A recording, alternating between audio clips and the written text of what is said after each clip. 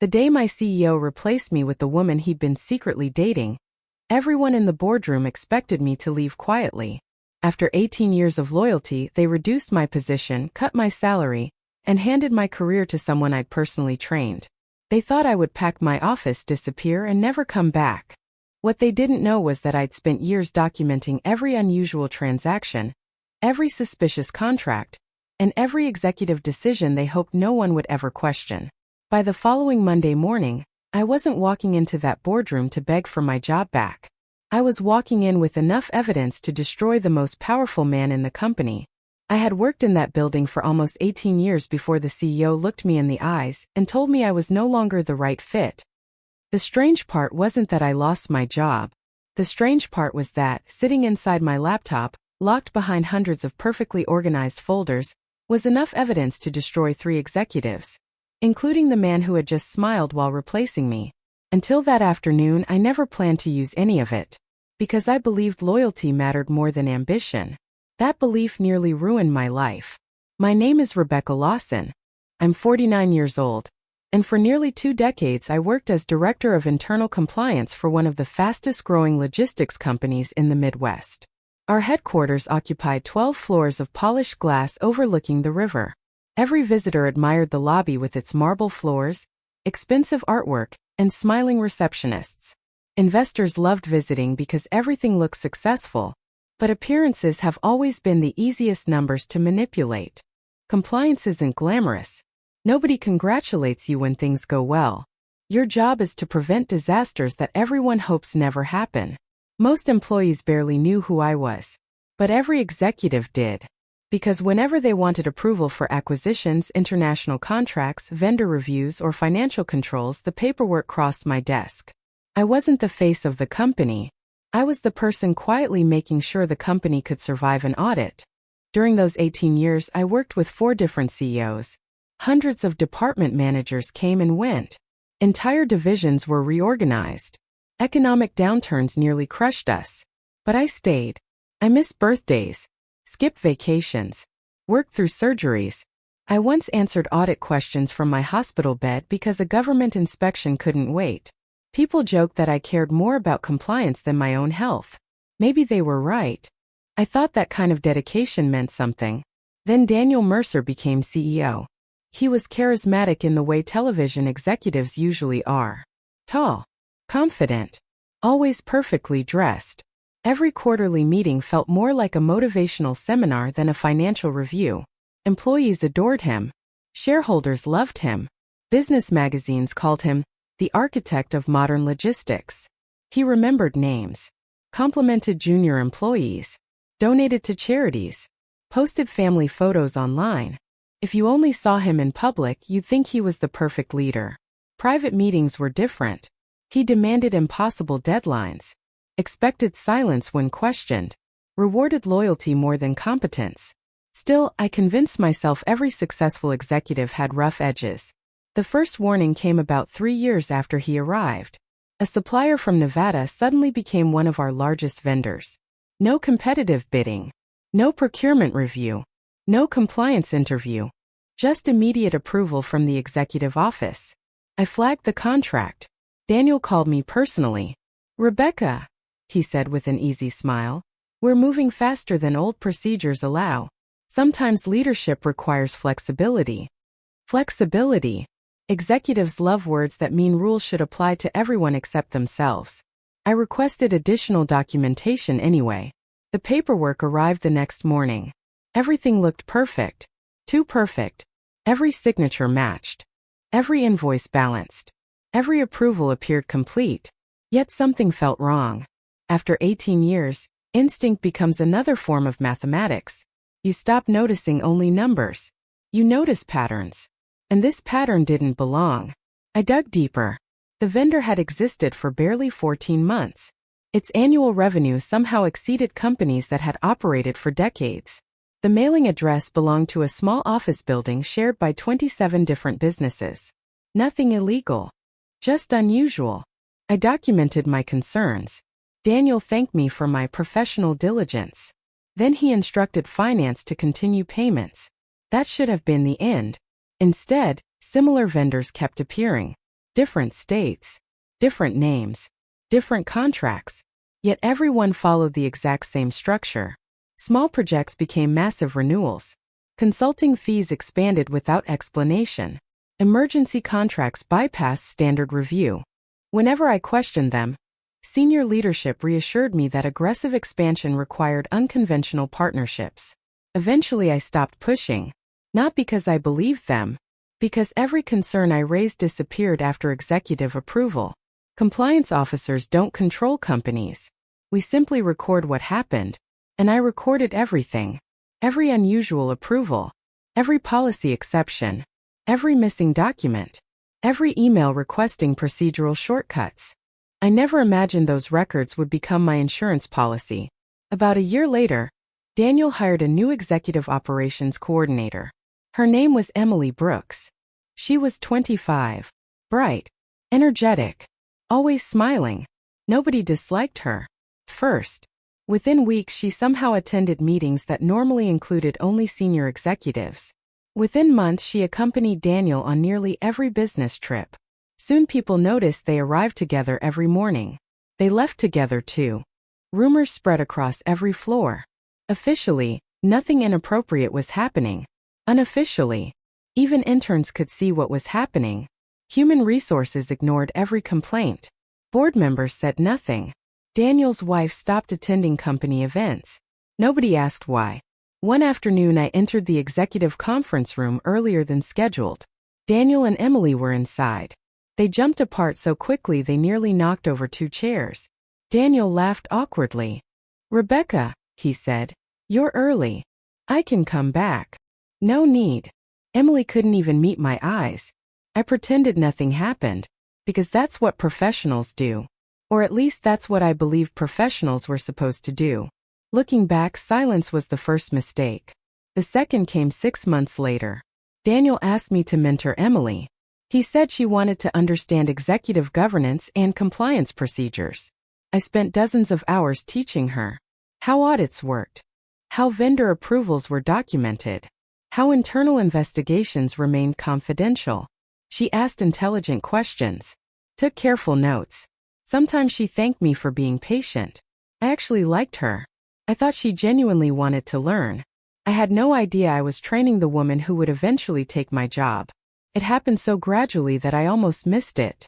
Emily started receiving copies of reports that previously went only to me. She attended compliance meetings. She spoke during executive briefings. Daniel praised her constantly. "You've built an incredible foundation, Rebecca," he told me one afternoon. "Now it's time to bring in fresh perspectives." Fresh perspectives. Corporate language always sounds polite before it destroys someone's career. 3 weeks later I received a calendar invitation. Mandatory attendance. Executive conference room. Friday, 4:30 p.m. Every experienced employee knows meetings scheduled late on Friday are rarely good news. As I walked toward the conference room, something inside me already knew my life was about to change. The conference room felt colder than usual. Not because the air conditioning had changed, because every person sitting at that polished walnut table already knew something I didn't. Daniel sat at the head of the table with the same relaxed smile he wore during investor presentations.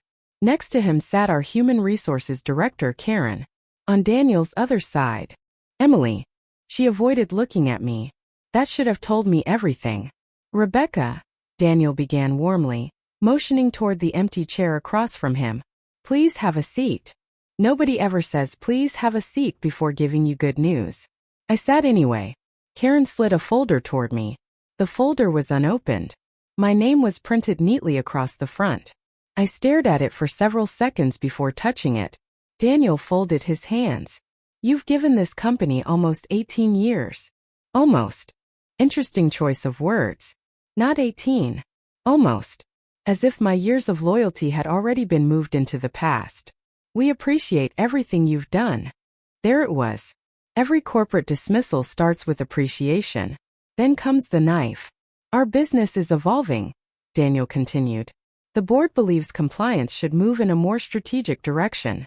I looked at him. "I don't understand." Karen finally spoke. "We're restructuring executive responsibilities." Restructuring. Another beautiful word. It means someone has already made the decision before the meeting even started. You'll no longer serve as Director of Internal Compliance. Silence. Just those 11 words. 18 years disappeared in a single sentence. Daniel leaned forward as though he were offering me an opportunity. We've created a senior documentation advisor position. Documentation. In other words, file management, archiving, no executive authority, no board access, no investigations, no direct reports. A job designed to keep me busy until I eventually resigned. I opened the folder. My salary would be reduced by almost 30%. My executive parking pass would be revoked. My office would move from the 12th floor to a windowless room beside record storage. Reporting directly to me? No one. Reporting over me? Emily Brooks. I read that line 3 times. Surely I had misunderstood. I slowly raised my head. I'm reporting to Emily? Daniel smiled. Emily represents a new generation of executive leadership. New generation. She had been with the company less than 18 months. I had trained her.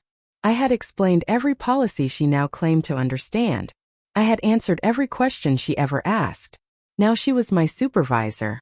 I looked at Emily. She still couldn't meet my eyes. That hurt more than Daniel's words. Because shame only appears when someone knows they've benefited from something unfair. Daniel continued speaking. We need leaders who embrace innovation. Innovation? Compliance regulations hadn't changed.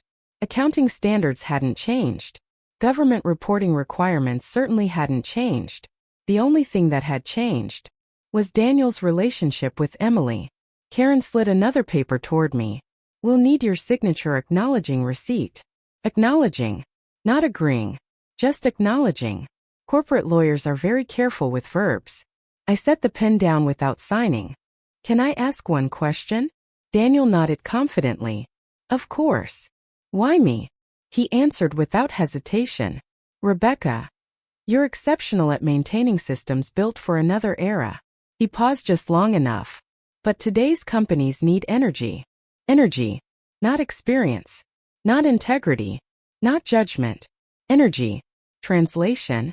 You're too old. He never said the words. He didn't have to. The room understood. I understood.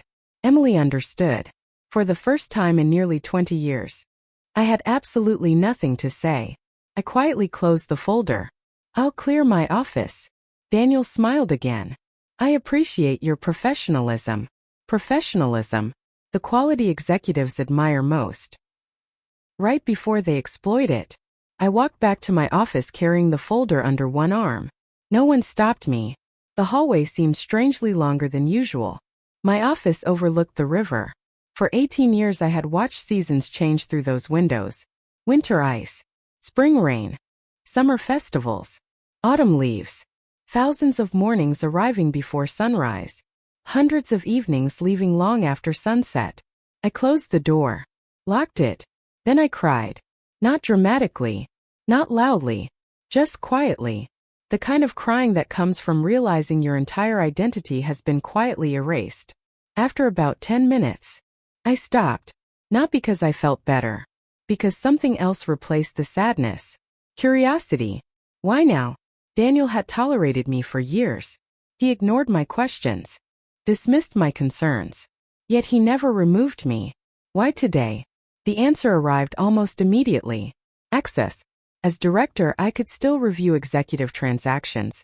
Emily couldn't replace me while I still possessed unrestricted system permissions. By demoting me, Daniel could revoke every credential that mattered. I checked my email. Exactly as expected. Access removal scheduled for Monday morning. 3 business days. That meant one thing. I still had the weekend. I packed slowly. Every framed photograph. Every notebook. Every award. Every handwritten thank you letter employees had given me over the years. Then my hand stopped on the bottom drawer of my desk. Locked. Nobody knew what was inside except me. I unlocked it. There they were. 6 thick binders. Every unusual transaction I had documented over the past 7 years. Not official investigations. Private notes. Timeline summaries. Approval chains. cross-reference payment records, email archives, vendor histories. Whenever something seemed strange, I made copies, not because I expected revenge, because compliance officers survive by documenting reality. Reality doesn't care about opinions. Reality leaves records. I loaded every binder into 2 storage boxes. Then I copied several encrypted folders from my desktop onto an external drive. Not company property. My own notes. Created after work. Organized at home. Perfectly legal. No confidential customer information. Only executive approvals. Vendor histories. Public registration records. Meeting minutes. Internal emails sent directly to me. Enough to reconstruct nearly every questionable decision Daniel had ever approved. As I carried the boxes toward the parking garage, security stopped me. "Big cleanup?" the guard asked. I forced a smile. "Looks like it." He helped me load everything into my car. Then he said something I still remember. "Never like seeing good people leave. Funny. Sometimes the people with the smallest titles understand everything." I drove home without turning on the radio. The silence felt honest. My husband opened the front door before I reached it. David looked at my face. Then at the boxes. He didn't ask what happened. He already knew. "They did it." I nodded. "They promoted Emily." He closed his eyes. For several seconds neither of us spoke. Then he carried the first box inside. That evening I explained everything. Every conversation. Every excuse. Every carefully chosen corporate phrase. David listened without interrupting. When I finally finished, he asked only one question. "What are you going to do now?" I looked toward the boxes stacked against the dining room wall. Boxes filled with years of records. Years of ignored warnings. Years of decisions nobody wanted documented. "I don't know." That answer lasted about 30 seconds. Because while making coffee, I opened one of the binders. The first page contained a vendor approval from 6 years earlier. I flipped to the second page. Then the third. Then another binder. Suddenly I wasn't reading random documents anymore. I was seeing a pattern I had somehow overlooked while living through it. Every suspicious vendor. Ultimately connected to the same approval chain. Every emergency payment. Originated from Daniel's office. Every compliance exception. Benefited exactly the same group of executives. This wasn't carelessness. It wasn't aggressive business strategy. It wasn't poor oversight. It was a system. A carefully constructed system. And for years, I had unknowingly documented every single piece of it. Around midnight David walked into the dining room. The table had disappeared beneath hundreds of pages arranged in perfect chronological order. He looked at the documents. Then at me. "You found something." I slowly nodded. "No." I whispered. "I think I found everything." I barely slept that weekend. Not because I was angry anymore. Anger fades. Curiosity doesn't. By Saturday morning my dining room looked less like part of a house and more like an investigation office. Every document had a place. Every approval had a timeline. Every payment had a destination. Colored tabs marked contracts. Yellow notes identified executives. Red notes marked transactions that made absolutely no business sense.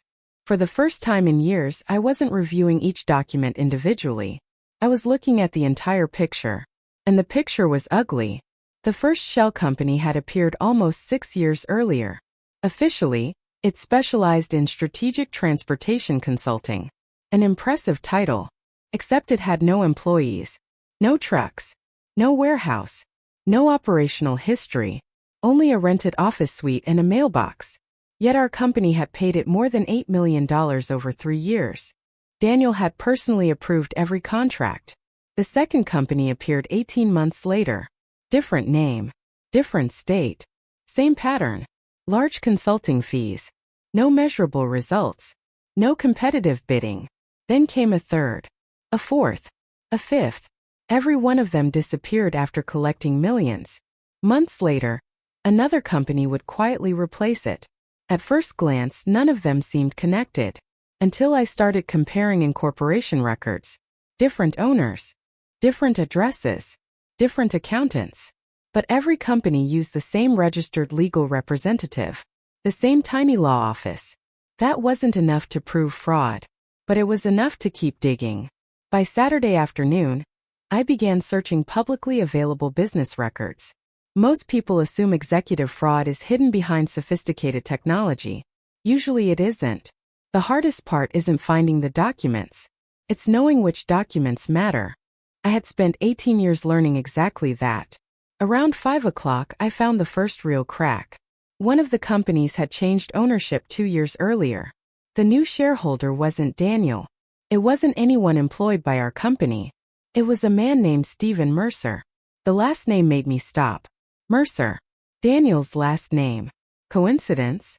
Maybe. I opened another registration. Another company. Different state. Different directors. Same shareholder. Stephen Mercer. Then another. Again. Stephen Mercer. I leaned back in my chair. My heart wasn't racing. It had become strangely calm, because I finally understood why Daniel never worried when I questioned those vendors. He knew I was looking at accounting records, not ownership records. He never expected anyone to connect them. I kept digging. Public property records, court filings, tax registrations, old newspaper articles. 2 hours later I found it. Stephen Mercer wasn't just someone with the same last name. He was Daniel's younger brother. There it was, hidden in plain sight, not buried offshore, not encrypted, not protected by secret passwords, just scattered across thousands of public documents that nobody had bothered connecting. I printed everything. Then I compared payment dates, whenever our company transferred money to those vendors. Within days, luxury properties appeared under trusts connected to Stephen. Vacation homes, investment apartments, commercial buildings. The timing was impossible to ignore. Sunday morning I called David into the dining room. He stared silently at the walls. Every available surface was covered with paper, string-connected timelines, sticky notes linked executives, invoices, contracts, emails, corporate filings. It looked like something from a detective movie. "What am I looking at?" he asked. I pointed toward the center. "A machine." He frowned. "A fraud machine." I explained everything. How fake consulting contracts justified payments. How those payments flowed through companies controlled by Daniel's brother. How fabricated performance reports created legitimate accounting entries. How every internal control had been bypassed using executive approval authority. David listened without interrupting. Finally he asked, "Can you prove Daniel knew?" That was the only question that mattered. Knowing his brother benefited wasn't enough. Executives survive because they leave very few fingerprints. They delegate. They approve. They never write what they're actually doing. Unless. I remembered something. An email. 6 years ago. A tiny disagreement over one vendor contract.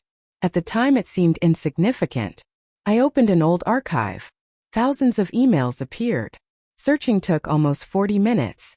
Then, there it was. Daniel had rejected my request for additional vendor verification. His exact words still sat there untouched. Approve without further review. I've personally confirmed ownership through family contacts. Family contacts.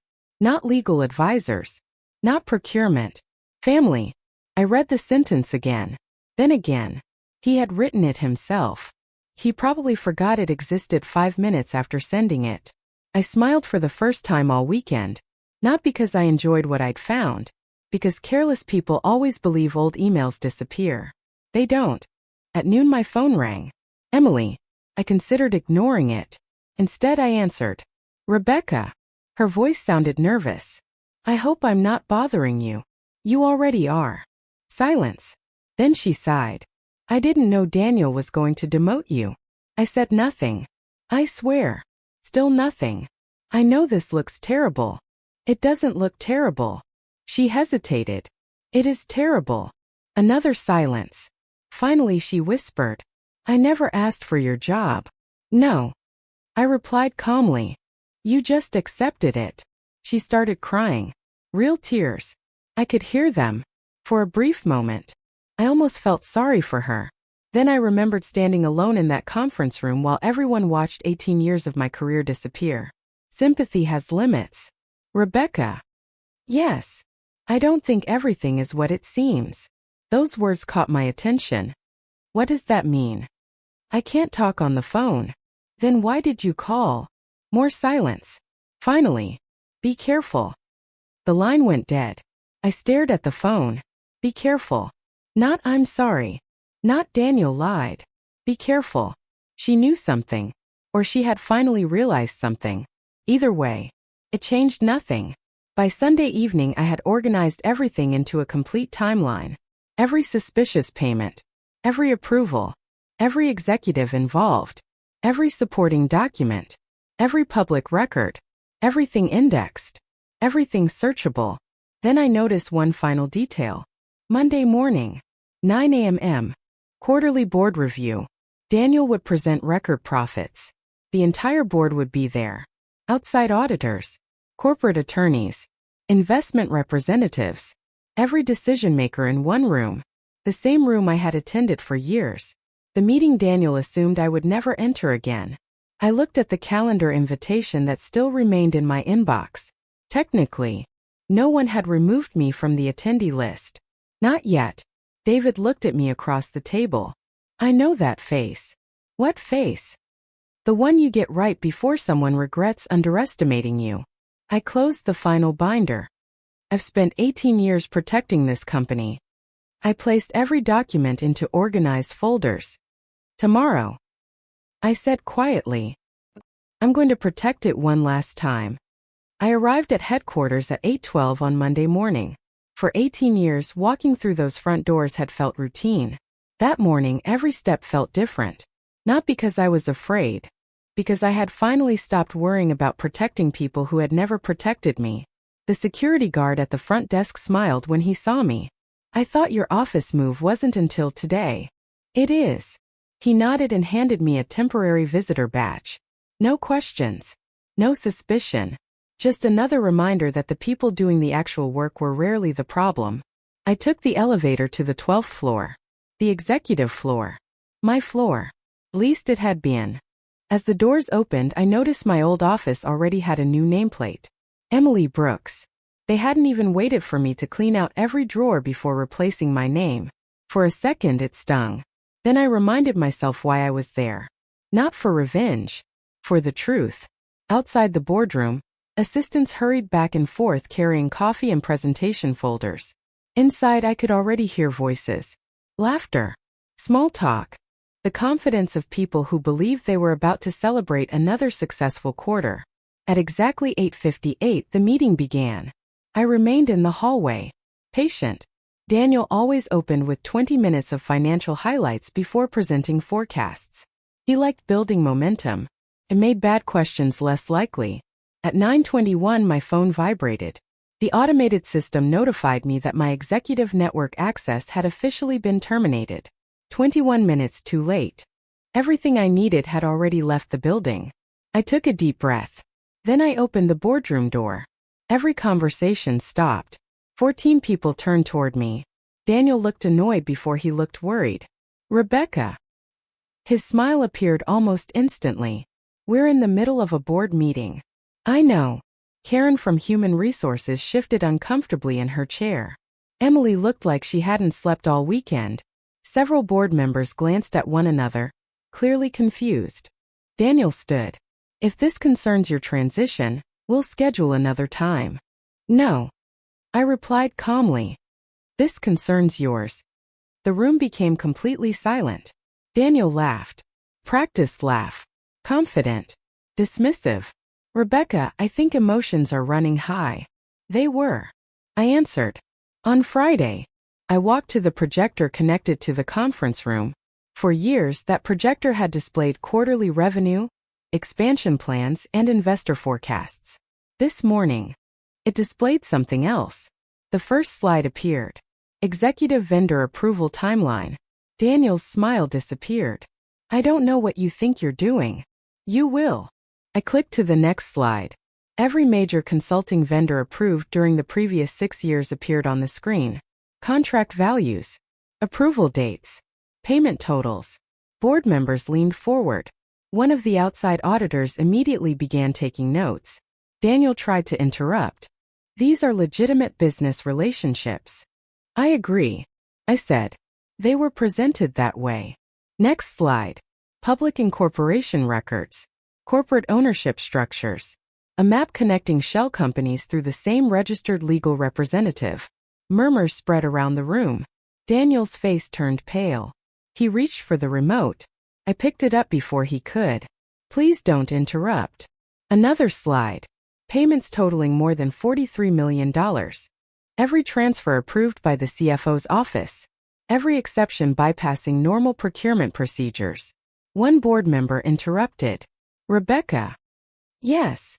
Where did these records come from? Your own systems. I answered. And public filings. Daniel finally spoke louder. This is completely misleading. I looked directly at him. Then let's continue. Click.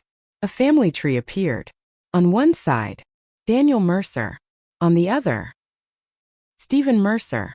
Highlighted beneath them were 4 companies that had received millions from ours. No one said a word. Daniel's attorney stood. I object to these conclusions. I haven't reached my conclusion yet. I clicked again. The screen displayed a single email. 6 years old. Daniel recognized it immediately. I watched it happen. His shoulders stiffened. His jaw tightened. His eyes stopped moving. I enlarged one sentence. Approve without further review. I've personally confirmed ownership through family contacts. Nobody spoke. The chairman slowly removed his glasses. One of the independent directors quietly asked, Daniel, is Stephen Mercer your brother? Daniel opened his mouth. Nothing came out. For the first time since I'd known him, he had no speech, no charm, no carefully rehearsed explanation, only silence. Then he finally managed, You're taking that email out of context. I hoped you'd say that. I reached into my briefcase, removed another folder, then another, then another. Thousands of pages. Every payment, every approval, every exception, every supporting record. I placed them on the conference table. They all provide context. The outside audit partner immediately asked to review the files. Daniel stepped forward. You had no authority to collect this. I didn't collect it. I replied. I documented it. For 18 years. Exactly as my job required. Karen looked physically sick. Emily had tears in her eyes. Several board members were already whispering with company counsel. Then I delivered the sentence I'd rehearsed exactly once. I should also mention. Everyone looked at me. That 2 hours ago, before entering this building. I paused. I provided identical documentation to federal investigators and the Securities and Exchange Commission. The room froze. Daniel stared at me as though he had never actually seen me before. He had always viewed me as the quiet woman who organized reports, the dependable employee, the invisible executive. He never understood what compliance actually meant. It meant someone was always keeping records. The chairman slowly stood. Daniel. His voice was steady. I think this meeting is over. Daniel looked around the room searching for support. There wasn't any. Not one person defended him. Not one. Within minutes, corporate security arrived. Not because anyone shouted. Not because anyone made a scene. Because procedure required it. Ironically, the procedures Daniel had ignored for years were now being followed perfectly. As he walked toward the door, he stopped beside me. His voice was barely above a whisper. You've destroyed everything. I looked him in the eyes. No. I answered quietly. You did. He left without another word. The investigation lasted almost 11 months. Federal subpoenas uncovered far more than I ever knew. Hidden offshore accounts, false executive bonuses, kickback agreements, forged consulting reports. Multiple executives resigned before they could be questioned. Several others were terminated. Daniel eventually faced criminal charges. Stephen accepted a plea agreement. The board publicly admitted that internal controls had been intentionally bypassed for years. The company's stock dropped sharply. Then slowly it recovered. Because investors can forgive losses. They rarely forgive lies. As for Emily, She resigned before the investigation ended. Several months later, she wrote me a handwritten letter, not asking for forgiveness, not making excuses, only admitting that she had ignored too many warning signs because she believed Daniel loved her. I never answered. Some conversations belong in the past. 6 months after the investigation began, the board contacted me, not to apologize, to ask if I would help rebuild the compliance program. This time I accepted under one condition: complete independence. No executive could overrule compliance reviews without written board approval. Every exception would be documented. Every vendor would be verified. Every audit would be transparent. The board agreed. Today, when new employees ask why our compliance policies are so detailed, I simply smile. Most of them think they're excessive. They don't know those procedures were written by someone who once watched an entire company nearly collapse because too many people confused loyalty with silence. Daniel thought I was the woman who managed policies. He underestimated what 18 years of careful documentation really meant, because I wasn't just keeping records. I was keeping the truth alive until the day someone was finally ready to hear it.